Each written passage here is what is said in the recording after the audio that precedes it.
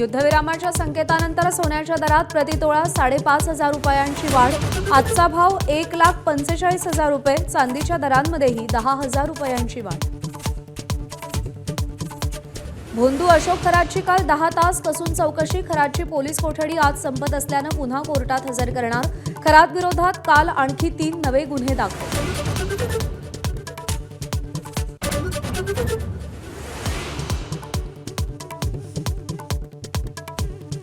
भोंदूबाबा अशोक खरातचे आणखी काळे कारनामे उघड.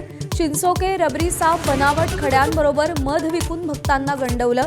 लैंगिक अडचणी घेऊन येणाऱ्यांना 1 किलो मधाची बाटली 9 लाख रुपयांना विकायचा.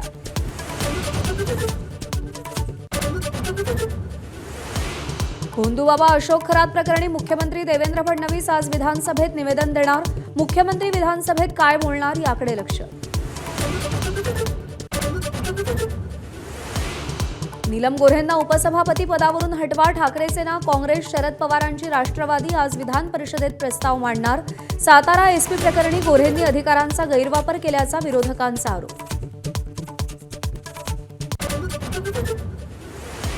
विधान परिषदेच्या 9 आमदारांना आज निरोप. उद्धव ठाकरे, नीलम गोऱ्हे, शशिकांत शिंदे, अमोल मिटकरींसह 9 आमदारांचा कार्यकाळ संपणार.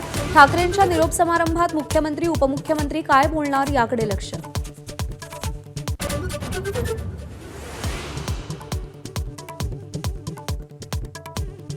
लोकसभेच्या खासदारांची संख्या 816 पर्यंत वाढणार.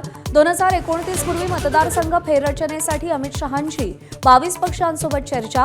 महाराष्ट्रातली संख्या 48 वरून 72 वर जाणार. महिलांसाठी देशभरात 273 जागांचं आरक्षण.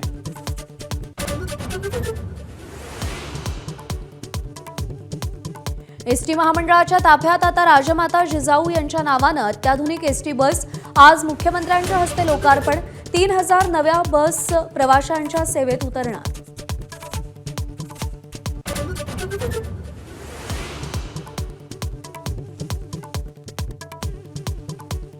मुंबईतल्या सिद्धिविनायक न्यासाच्या दानपेटीतून पैसे चोरी प्रकरणात आतापर्यंत 6 जणांना अटक. सीसीटीव्हीच्या आधारे आरोपींची धरपकड. दानपेट्या उलट्या करून बोटांनी नोटा बाहेर काढल्या. आतापर्यंत 60,000ची रोकड जप्त.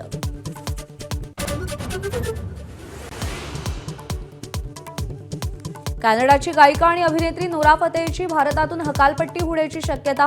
10 वकिलांची टीम मंत्रालयात. वर्क परमिटचा गैरफायदा घेतल्याचा आरोप.